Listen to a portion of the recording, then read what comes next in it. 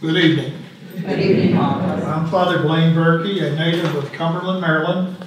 I've been a Capuchin Franciscan for 62 years and a priest for 56 years. Practically all of these years, the priests have been spent in Missouri, Kansas, and Colorado. I'm here this evening at the invitation of your own Danny L. Jones to tell you a little bit about Julia Greeley, Denver's angel of charity and secret servant of the Sacred Heart, who died nearly 100 years ago. In 1982, one of the editors of the Denver Catholic Register wrote of Julia as an ex-slave known for her sanctity and spoke of her setting herself up as a one-woman St. Vincent de Paul society. Later, he called her a fairy godmother to the Cinderellas of her acquaintance. Also, just a few years ago, the chaplain of Catholic Charities staff called her the forerunner of Denver Catholic Charities.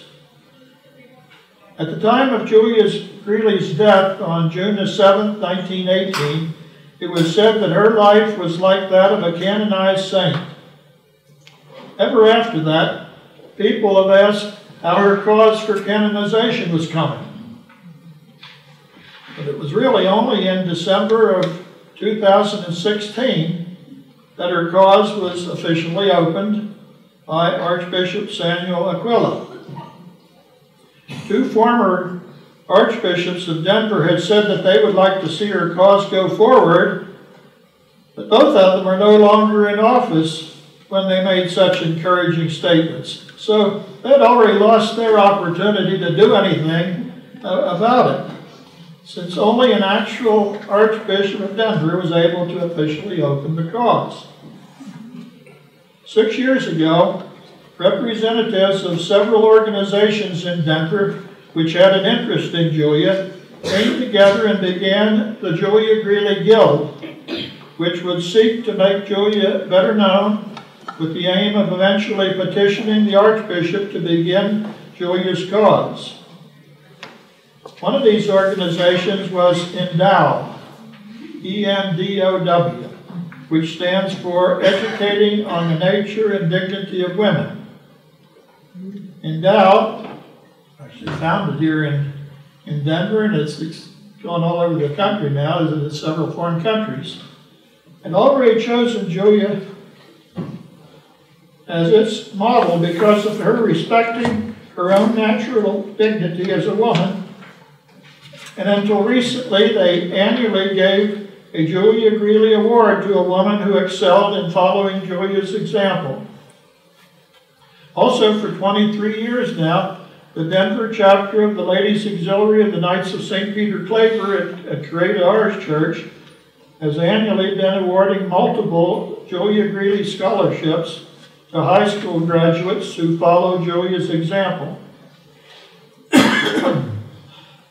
There is also a group of people who have managed to open a Julia Greeley home, which is assisting homeless single women in rising out of homelessness. There's a website, Julia Greeley Home, that can give you more information on that. Actually, they're right here in this neighborhood. 52nd Street. Yeah. So far as is known, there is not a single soul alive who would have known Julia Greeley. Fortunately, back in the 1970s, Franciscan Father Pax Kennedy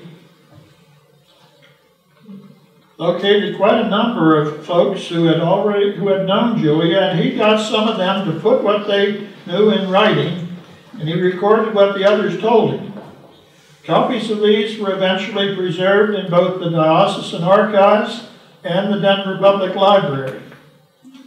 In recent years, the Archdiocese digitized all of the back issues of its diocesan newspaper, and using a search engine, it was possible to locate nearly 100 articles written about Julia over the past century. A couple of them actually written during her lifetime. These were the main sources for the book which I compiled and edited and entitled In Secret Service of the Sacred Heart, The Life and Virtues of Julia Greeley. The Guild published this book, 143 pages, in 2012. Hello. We need to turn that light out there.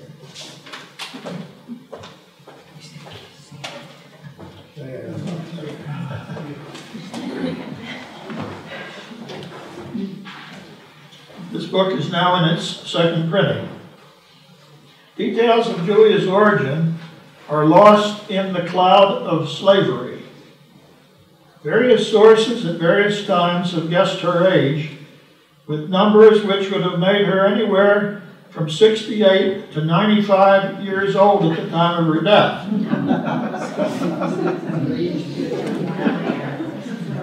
And she herself said she didn't know how old she was. I never was told, she said. Nobody ever told me. She was born in or around Hannibal, Missouri. It was seen sometime between 1835 and 1850. Those were the same years that Mark Twain, the unsinkable Molly Brown, and the servant of God's Father Augustus Tolton, our country's first recognized black priest, grew up in the Hannibal area. But it's unlikely that she ever met any of them. As a slave, she was deprived of the liberty of moving around. Julia's parents' names were George and Cyrilda. Slaves had no surnames. When and where Julia got the name Greeley is not known, but she probably took it from Horace Greeley, a New York newspaper editor who encouraged Lincoln to emancipate the slaves and also encouraged young men to go west. One day when Julia was about 3, she was ill, and Cyrilda stayed in from the field to care for her. This prompted the slave master to come after her with a whip, and in striking out at Cyrilda, he hit Julia's right eye, which was permanently destroyed and continued to ooze fluids for the rest of her life.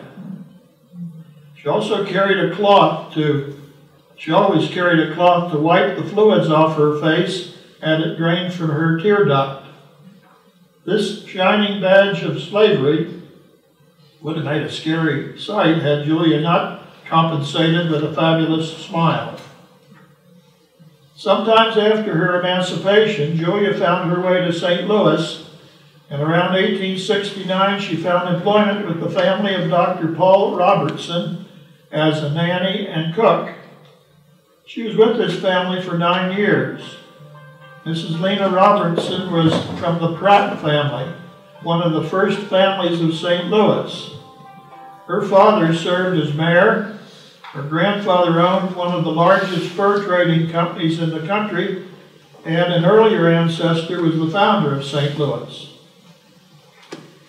In 1874, Lena's widowed sister, Julia Dickerson, married William Gilpin, the former first territorial governor of Colorado.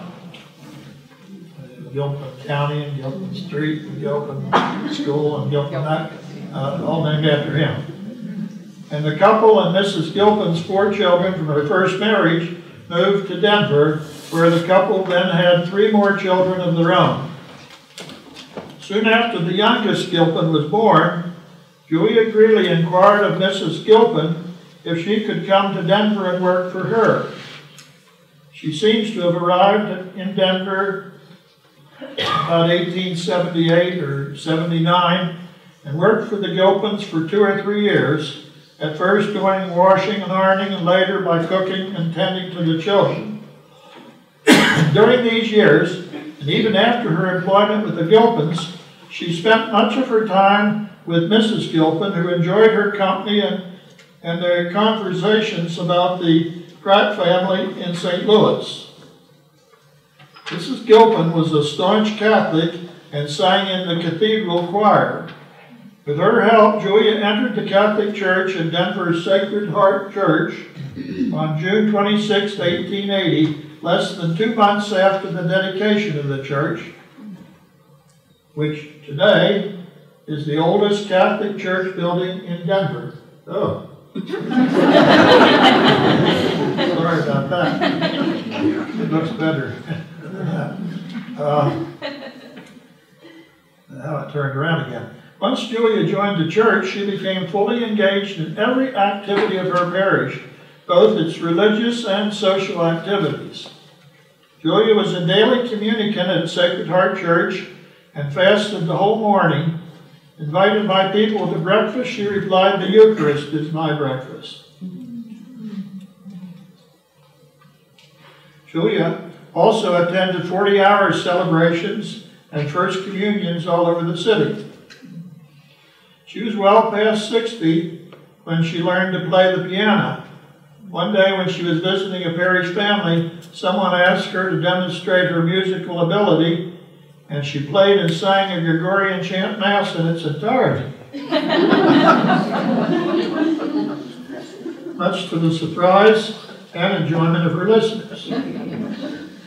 Julia mopped and dusted the church regularly, but she was also one of the directors of the Altar Society and had 25 other women in her group.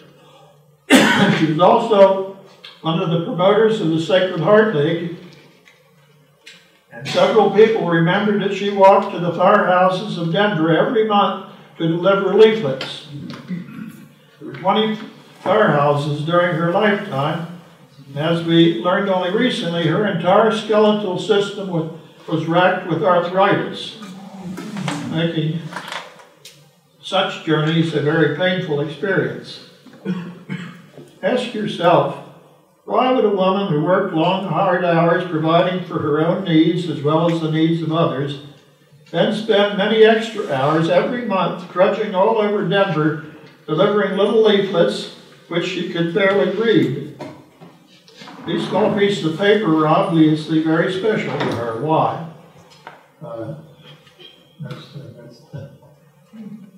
People who are older here probably remember seeing some of these leaflets themselves. I remember when I was a kid, they used to be all over the place.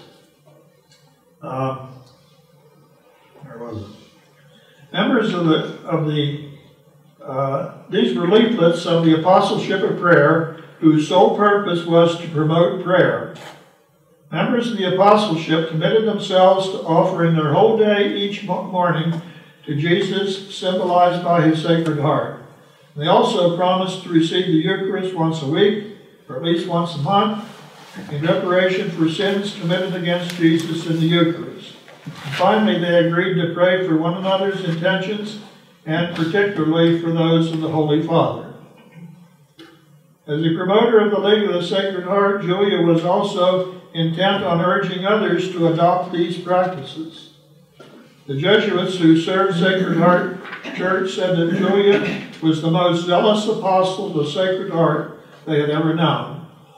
They said no other Denverite has equaled her record in distributing Sacred Heart leaflets every month. Knowing this, we have to conclude that Julia Greeley would never have devoted so much effort to spreading these practices unless she herself was also fully engaged with them. And here was the secret and center of her spirituality. Every day she placed all of her activity in the secret service of the Sacred Heart, thus sanctifying her whole day and night of charitable works. But why the visits to the firemen? It's quite clear that she did so to encourage the firemen to keep themselves prepared for the possibility of sudden death. Denver's only all-black fire company, stationed in the nearby 5 Points neighborhood, was almost completely wiped out in the horrendous St. James Hotel fire of 1895.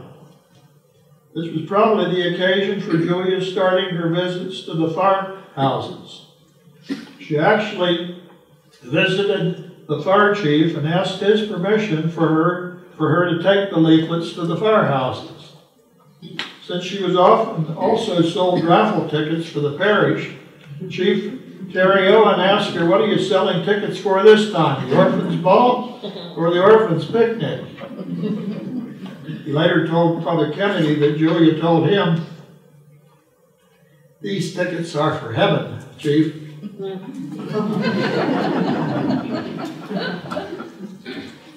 And I want to give them to all you now. Julia constantly worked for the upbuilding of Sacred Heart Parish. Whenever a fair or a play or any other benefit was held, Julia always sold more tickets than anyone else. The young ladies' Sodality once had a popularity beauty contest for the benefit of the church. People voted by buying tickets at 10 cents apiece. On her visits to the firemen, Julia got them to vote for her. She pledged $350. Wow. And though people often commented on her scary look, she won the beauty contest. Hands down. Julia performed domestic chores for numerous families in Denver, and on a few occasions she performed similar services in Cimarron, New Mexico, Edgerton and Fort Logan, Colorado, and Cheyenne and Laramie, Wyoming. She earned enough to keep herself, but much of what she earned she used to help people she considered less fortunate than herself. Julia's charity was so great that only God knew its extent. She was constantly visiting the poor and giving them assistance from her own slender means. When she found their needs so great that she could not help them with her own goods, she begged for them. Once when Julia was cooking for the Jesuits at Sacred Heart Church, at the end of the month, the grocery bill was astounding. Father Barry, the pastor, called the grocer thinking there was a mistake. The grocer provided an itemized bill, and Father asked Julia, "Did we order all this stuff?" Julia said she had. And Father asked, "Well, what happened to it?" "Well, you know that widow. I had to give her some groceries. And then the family with the drunken father. I couldn't let his wife and children starve," and on and on. Julia was actually surprised to learn that Father had to pay for the food. She thought the priest got everything for free. Julia's charity was as delicate as it was great. Sensitive to the feelings of the people she helped, most of them were white. She avoided embarrassing them by having neighbors see a black woman delivering the necessities of life at the front door. Instead, she spread the largesse of food, clothing, and fuel at the alley door under the cover of darkness.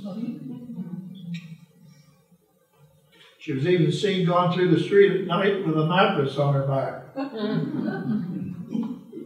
Many a time she was seen carrying coal and groceries. Yet she was so poor herself that the city's charity department had been furnishing her with fuel and groceries. And Julia heard of a sick child, she would go there and make the mother rest, while Julia herself would sit up all night with the child. She had a way with children, and they loved her. As she crooned softly, it didn't take long before the baby fell asleep. When there was a death in the family, one could always find Julia working in the kitchen. If the family was poor, she would go out asking for clothes so that they would look nice when they went to the funeral. Julia often arranged picnics for the children in City Park. She would round up as many as she could at one time, 9 or 12, and take them on the trolley. She always joked with the conductor that they were all her children. Each child had a nickel or dime to spend, and Julia brought along lunch for all. They would come home happy and tired. Julia the happiest of all because she had spent the day with the children. Rose Haggis told a story which showed Julia's creativity in serving others. At the monthly socials, which various sodalities and clubs sponsored, the girls present wore pretty dresses. The girls in whom Julia became interested, she learned, could not dress so well as the others, and vanity prevented them from attending. Here was another joy for Julia. She never thought of her deeds as charity. She had friends who never failed her.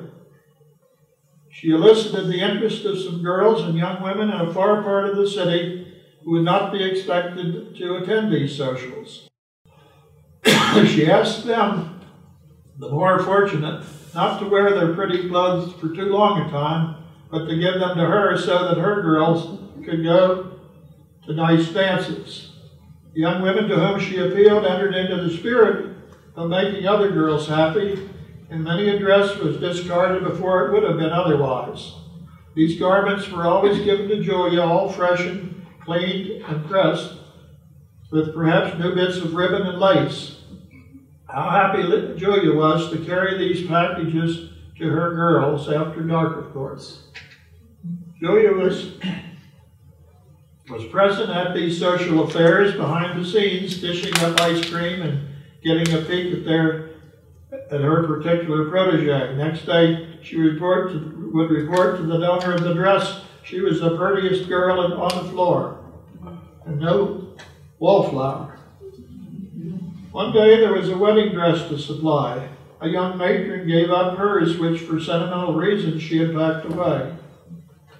One of Julia's least known but kindest deeds was the surrender of her burial plot to a deceased elderly black man. Julia owned a lot in the cemetery which she planned to use as a last resting place. But when the word reached her that the remains of the old black man was headed for Potter's Field, she insisted on giving up her plot. She also respected people's privacy. She lived in a boarding house where there were people who were always drinking and quarreling. Everyone wanted to know what was going on, and her answer was, that's their business, none of mine.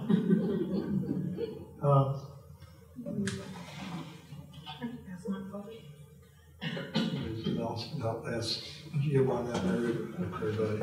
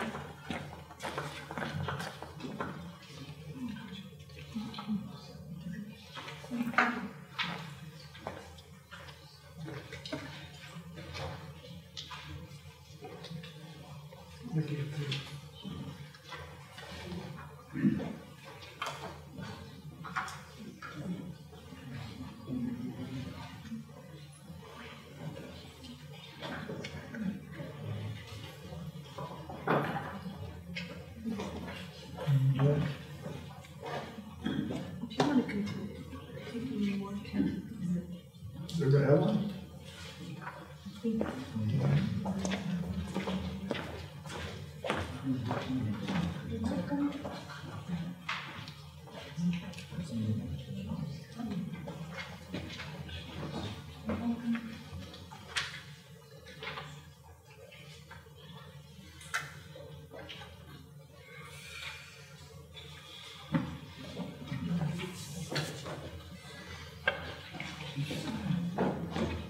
Okay, I think everybody has one.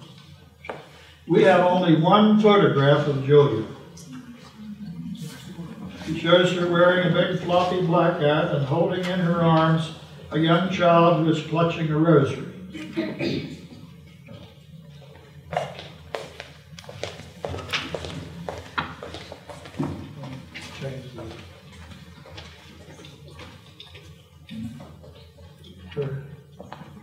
We're going to have plenty of time here, don't worry. Mrs. Orquart, who desired to employ a maid, was sitting on her front porch on Hooker Street. The building's still there. one day in 1915 when she saw Julia hobbling down the street. She called to her asking if she would come in and wash her floors. Not something you would do today. But that's the way Julia made her living. And she accepted the offer.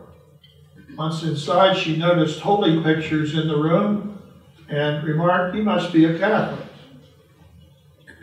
She next remarked on the absence of children in the house.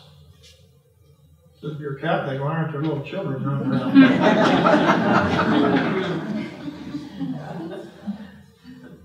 Mrs. Urquhart revealed that she had had a baby boy 11 years earlier who had a physical condition in which he couldn't digest food and he starved to death. She said she was not able to have any more children. The doctor told her that. Julia replied, "There'll be a little white angel running around his house. I'll pray and you'll see." The daughter was born the following year and is the little girl in the photo. That's her too. Julia began working for the Urquharts, and the photo that we have shows that she was already trying to teach the child to pray the rosary.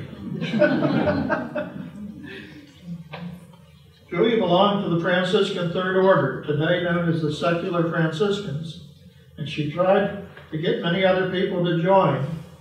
When she died, she was buried by the Jesuits from a Jesuit church in the habit of the Secular Franciscans. It was only when Julia died that her charity became known to all of Denver. She lived in a boarding house near Sacred Heart. Not this one. We don't have a picture of the one she was living in at the time when she died. But this building is still standing, and she lived in that building longer than anyone we know of. She was there about 9 years.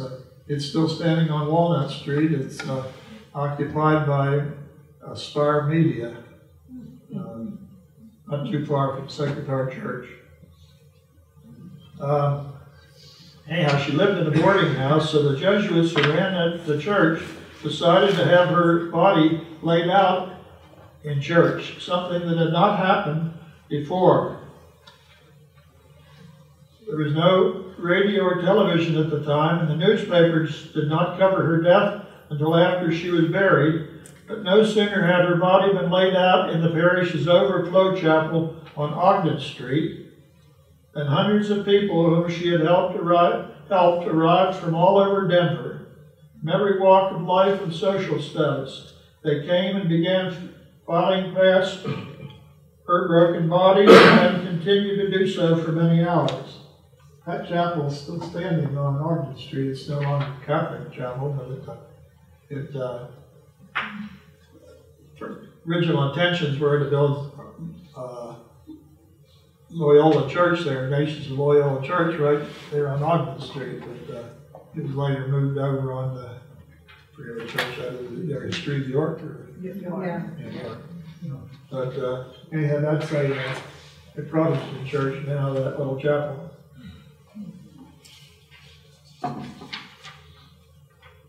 This evening I've been able to tell you only a little bit about Julia. There's so much more you could read in the book. I'd like to sum things up, however, by quoting Curtis Martin, the founder of Focus, the Federation of Catholic University Students. After reading the book, Curtis wrote, "Julia Greeley, by the world's standards, was a woman who had nothing going for her. Born a slave, half blind, poor, the objects of racism and alone, Julia simply lived the gospel of Jesus Christ and loved. Even though she had very little of the world's material blessings to share, she gathered what she could and shared all that she had from a heart completely transformed by Christ. Here is a story we need to hear, because in the example of Julia, we are each left without excuse, and even more with a piercing example of how to love God by loving our neighbor." At the beginning of this presentation, I mentioned that the cause is now officially open. Actually, the Archbishop decided to do it without the guild having to ask it. And we were very pleased. Now, that was at the cathedral in December of this past year.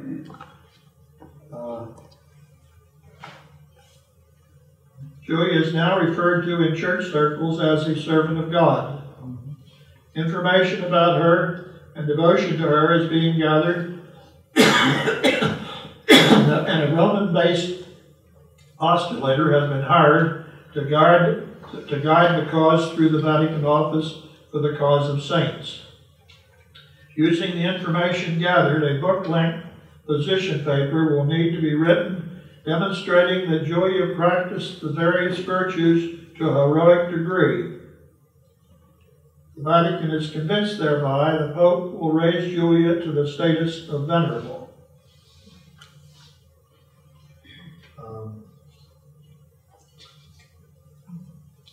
We have minutes left, plenty of time left.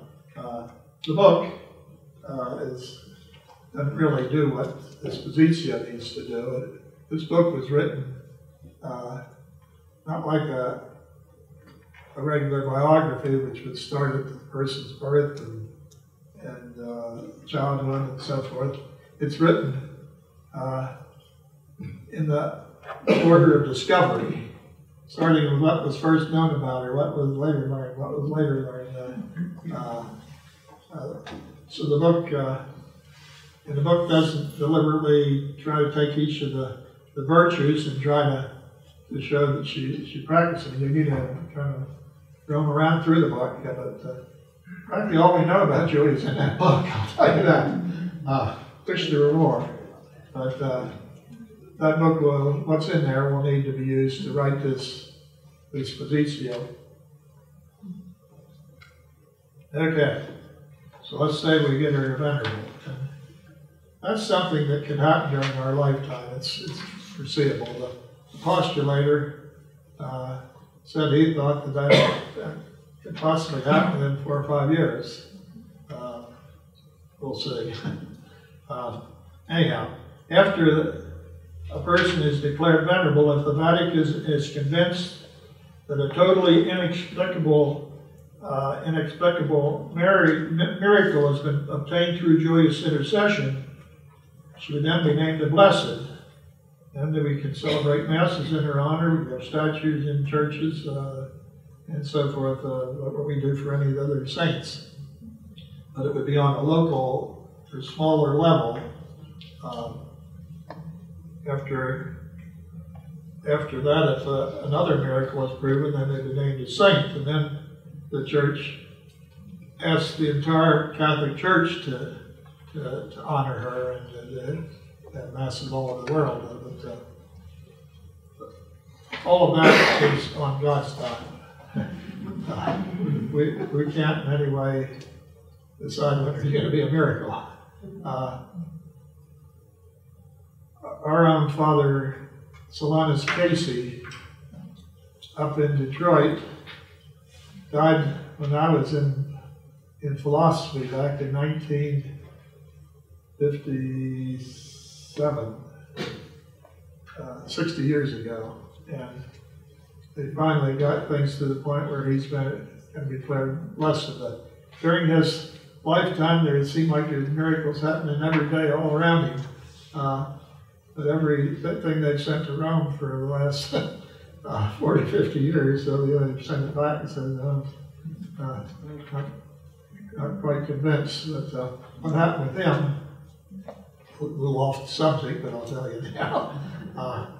There was a woman from a foreign country came to the United States and visited Detroit, and her hosts there took her to the Solanus Center, to the tomb of Solanus Casey, and she knelt down and prayed for some people, and she heard a voice saying, "Why don't you pray for yourself?" Which she did.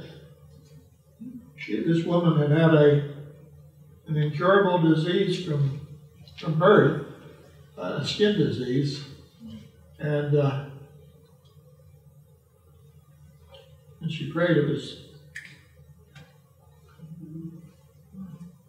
instantaneously gone.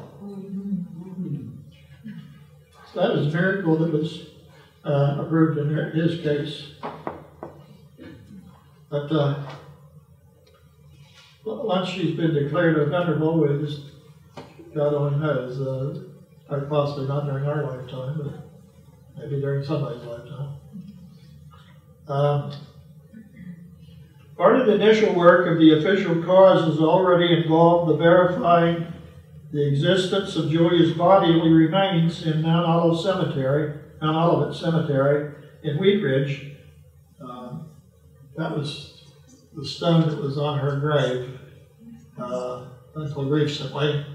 That stone was put there about 30 years after she died by this little girl who's on the picture.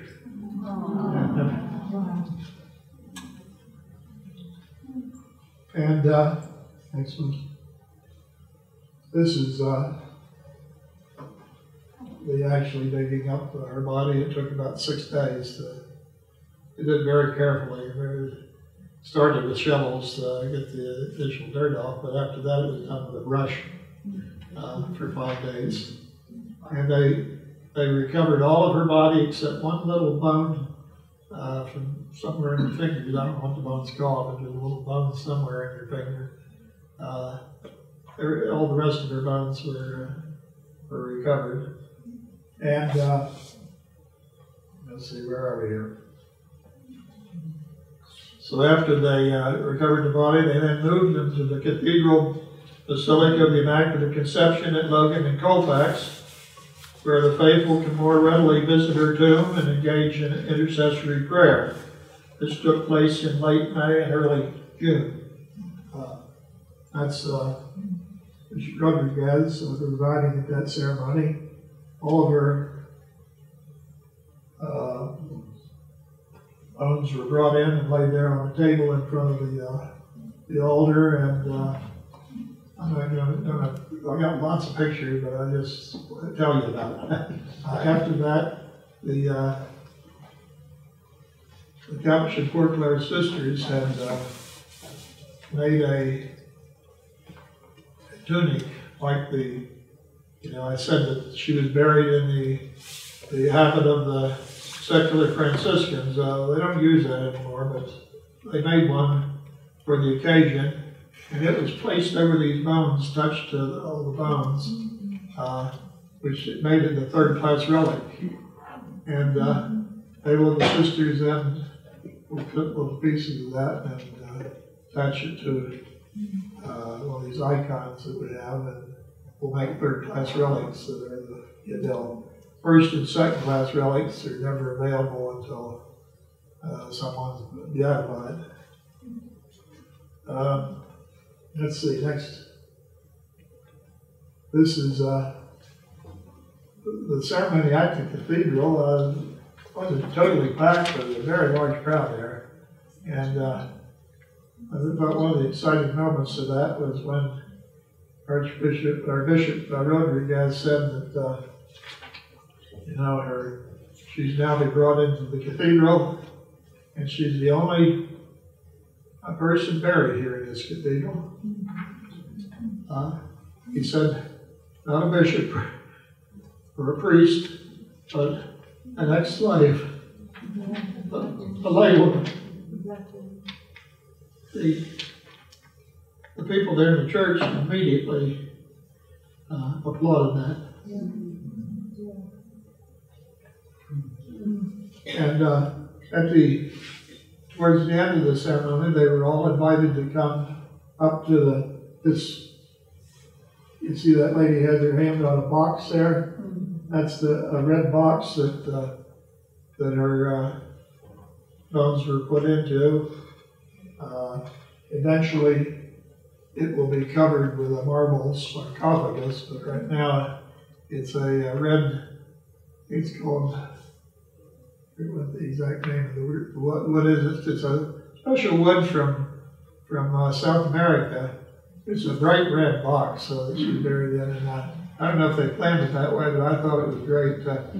Her devotion was to the Sacred Heart. And red is the color of the Sacred Heart. And during her lifetime, sometimes the stuff that she delivered to people should be carried around in a burlap sack, but she also was known to frequently to pull it around in a little red wagon. She also was known to have distributed red rosaries to people. So the color red was very special. If I can go to the next picture. That's the red box I'm talking about. And it's buried up in the sanctuary. To the right of that is the altar of the Sacred Heart.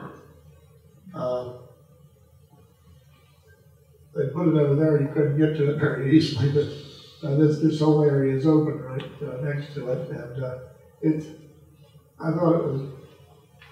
I don't know if they planned it that way, but they put it under that crucifix like that. At Sacred Heart Church, there's a huge crucifix there. It's hanging on the side wall right now, but it used to be right in that same position of the church, right off to the side of the main altar in the corner. There's this huge crucifix, and she rented the pew right underneath of it, which she used it during her lifetime. She rented that pew.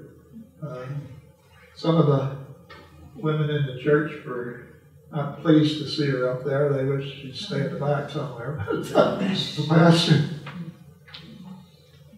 told these women she can sit anywhere she wants in church.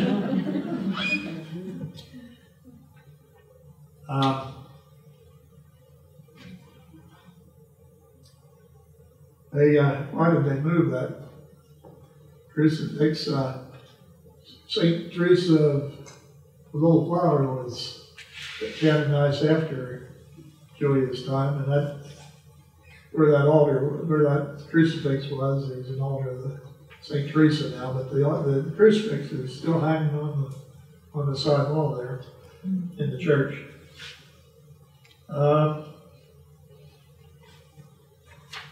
What else?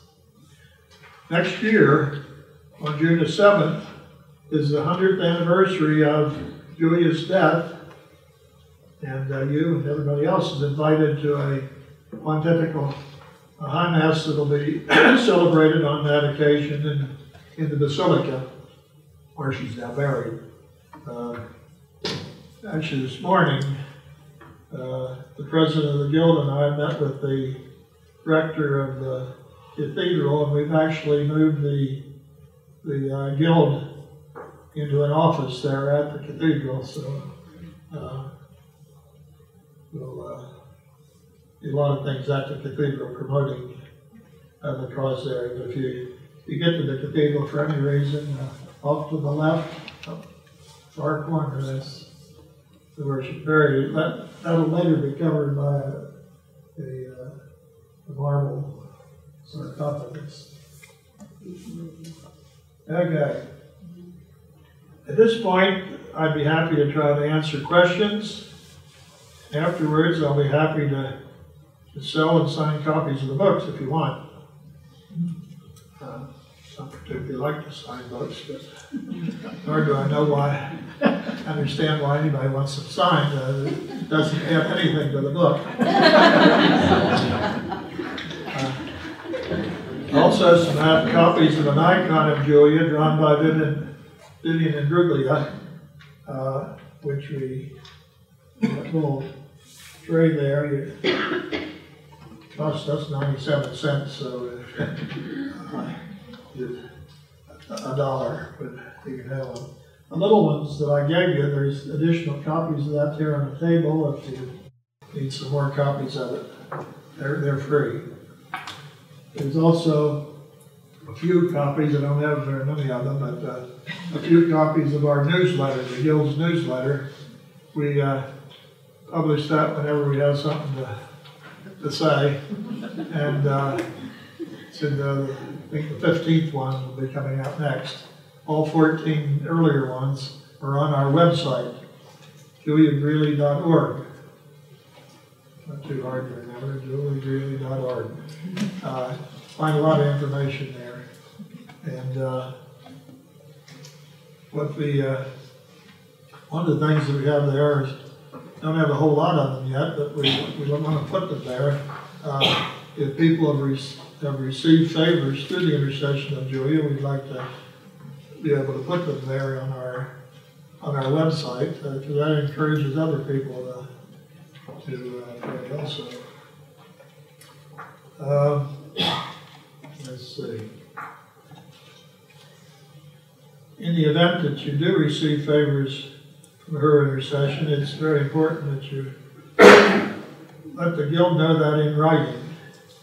Don't just tell us about it, because we can't remember. And I think I explained why we need it, because when people hear what favors that others have received, it encourages them to intercede for favors also. Let's see.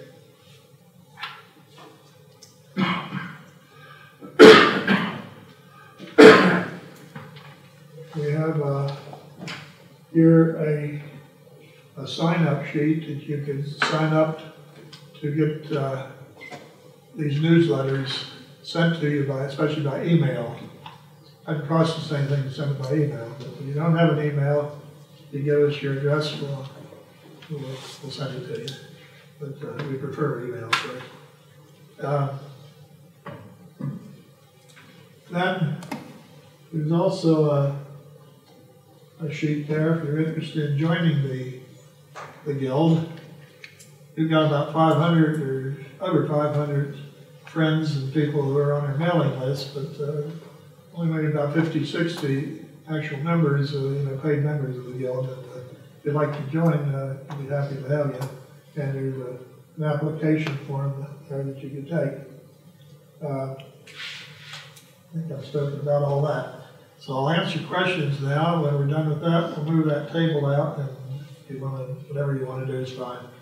I do want to say that I've given a number of talks like this, and this is the biggest crowd I've ever seen, with one exception. I was asked to go out to Seattle a couple of years ago, and they paid my way out there to give a talk. And the pastor decided to have me do it before the end of Mass.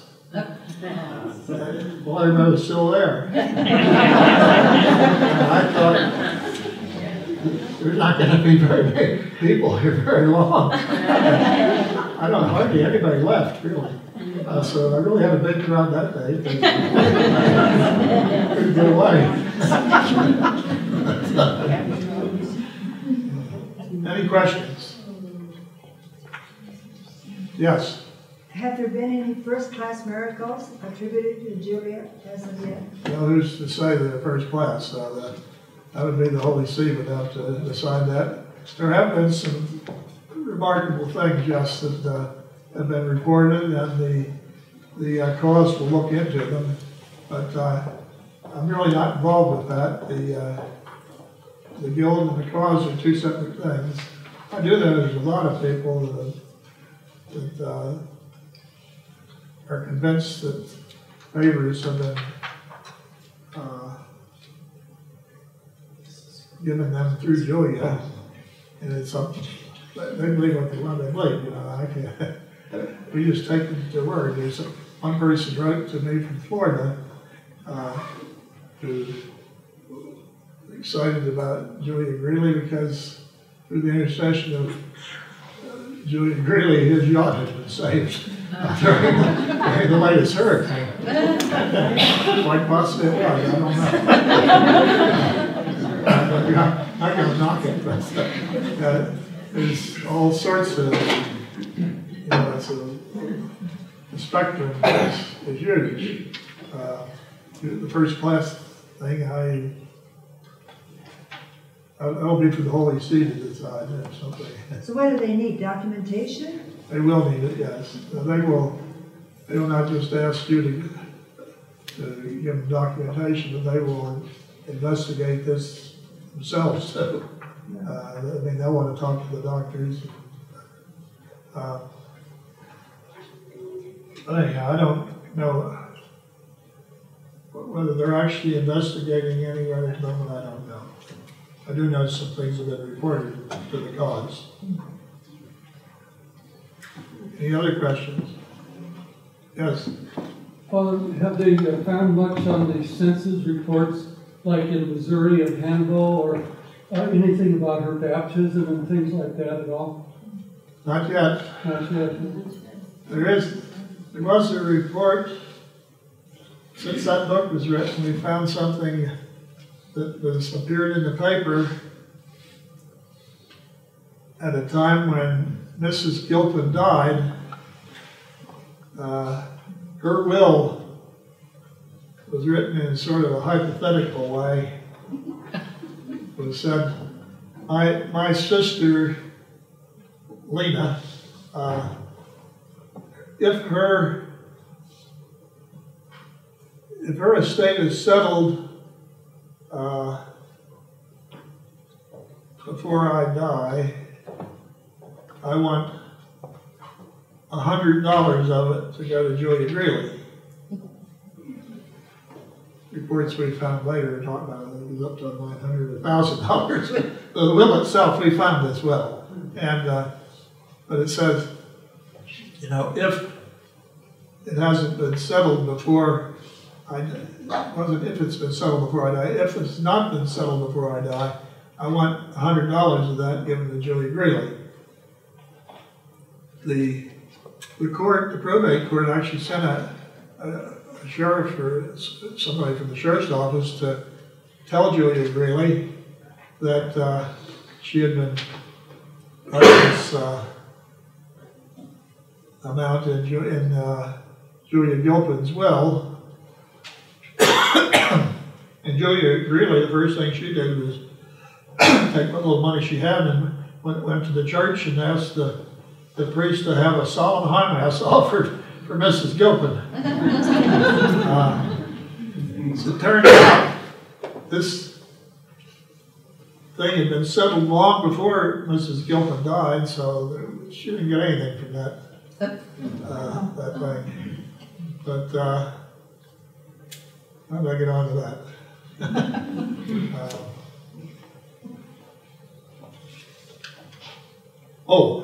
This article reporting this reporter who wrote that, I don't know where she got all her information, but she was the one that kind of pushed things up to her being 95 years old when she died, which was the most anybody had said. But also, this person did mention some things that might somehow, at some point, help us to find out where she was, but the information that was given is somewhat garbled, and whether it'll help or not, I don't know. To find out which, if we found out which plantation her mother was working on, we might be able to find out more about it. But the area around Hannibal's a rather nebulous and big area to be looking. That answer your question enough? Yes, thank you. Any other question? Yes. How did she end up in Colorado? Well, she was working in St. Louis, which is not too far from Hannibal, and the sister of the lady she'd been working for got married there in St. Louis, and she would have known this woman, the sister of the people she was working for, and at some later date, she asked if she could come out here and worked for Mrs. Gilpin. Now, the early reports that we have talked about her coming out here with Mrs. Gilpin, but we know that didn't happen. It happened some years later that she came out here.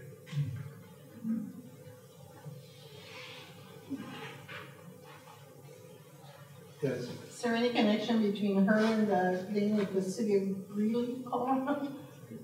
Very faint. The city of Greeley, Colorado was named after Horace Greeley. Yeah. And she probably took her name from him too, but that's... yeah, that's remote. Somebody, one of the people that talked to Father Kennedy said that she got that name from Horace Greeley because she had worked for Horace Greeley's second wife out here in Colorado. Well, Horace Greeley didn't have a second wife to start with. And so a lot of the things that were told us, you know, there's a thread of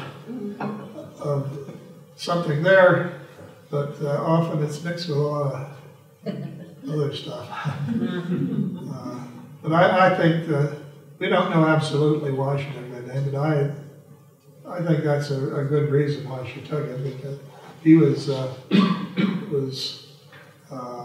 respected by the black community for encouraging Lincoln to emancipate the slaves. That did not happen in Missouri, incidentally. It was in the Confederate States where his proclamation took effect. But at the end of the war, the Missouri legislature emancipated the slaves in Missouri. And it was either at that time, or it could have been earlier than that if for some reason the slave owner decided to free her. But a lot of things we just have to argue to what happened. We don't know. I wish I had been around when Father Kennedy were asking questions, so I had a lot more questions to ask than he did.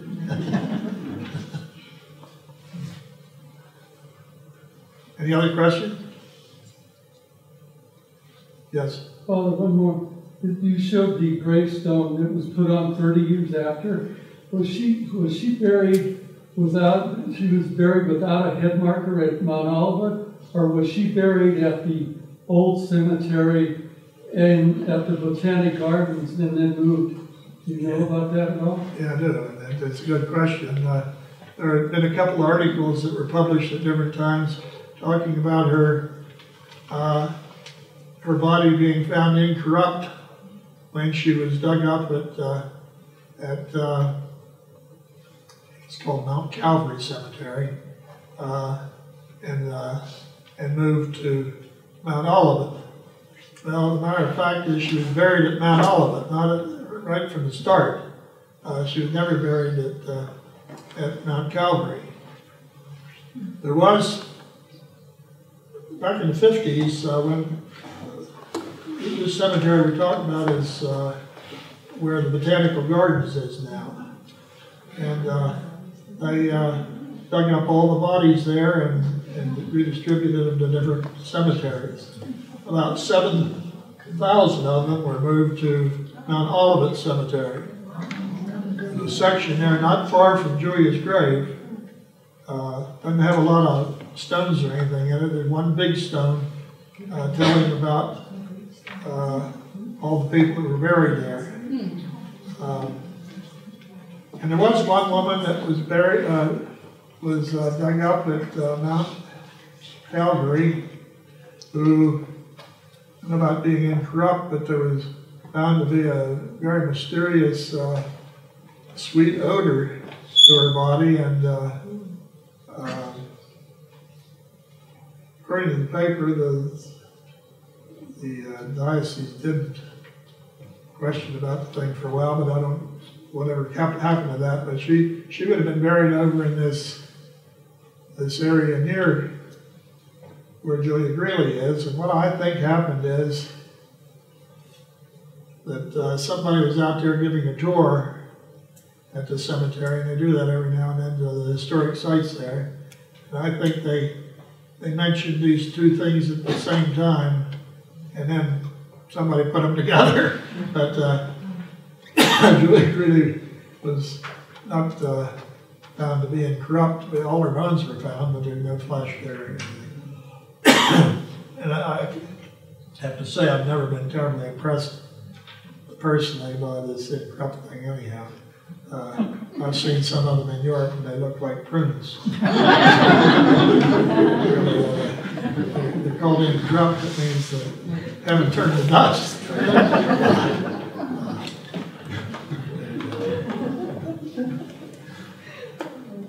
Yes. Oh, I thought you had a question. Good stretch. Any other question? Yes. Did the guild get to keep her headstone then?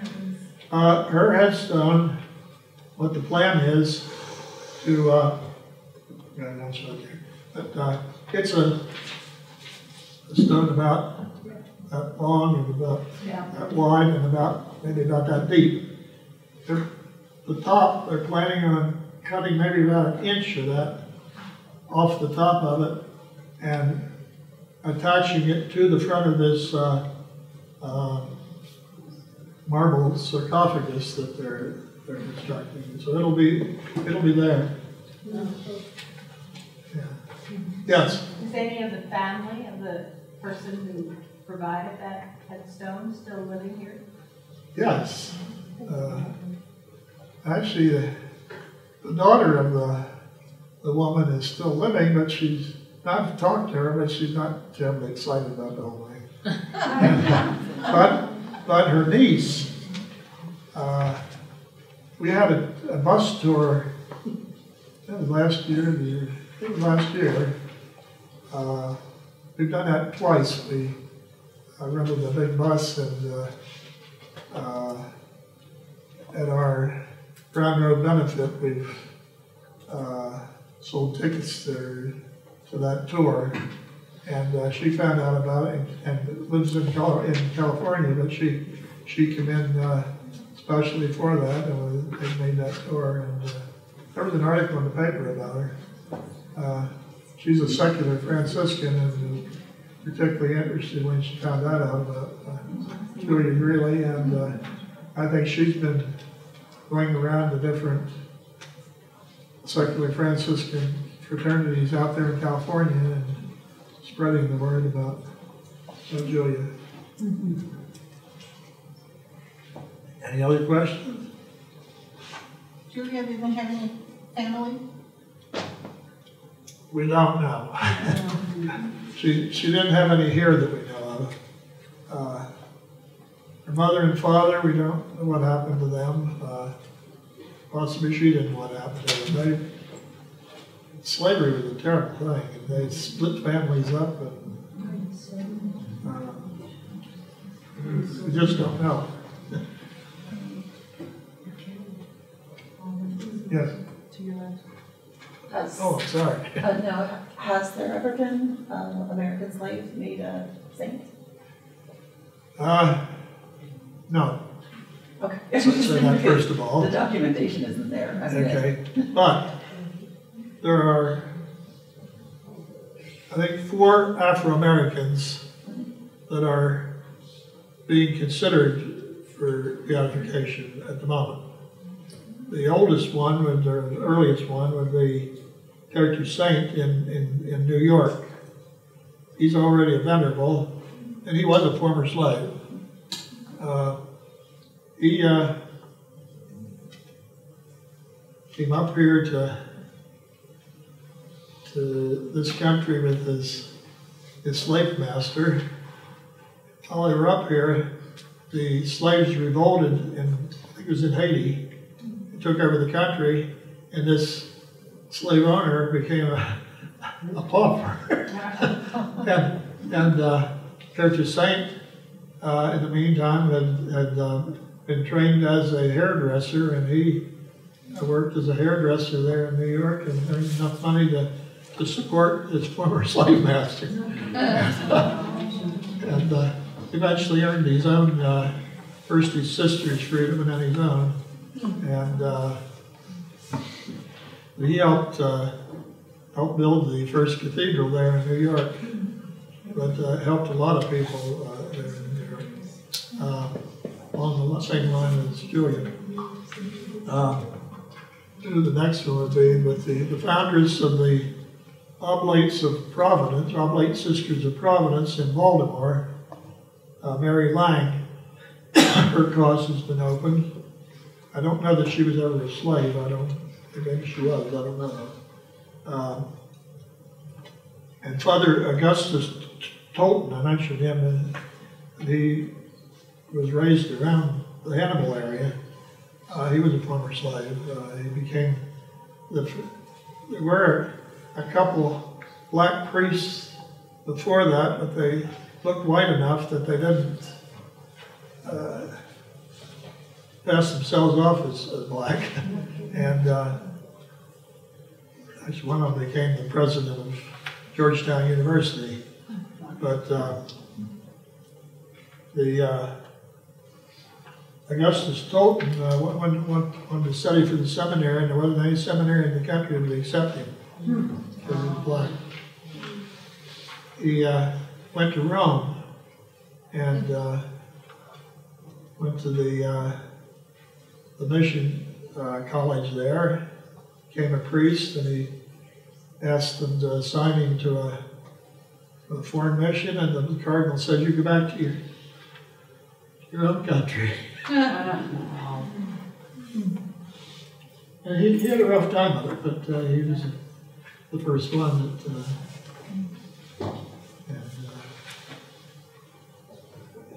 there's a little bit of your own study on, I haven't studied the whole thing, but there's a book or two on it. There's another one, what's her name? Henrietta DeLille in New Orleans. She's not actually black, but she was the foundress of a community of black sisters there in New Orleans. She was Creole, or not sure what her background was, but those are the ones that. Any other questions?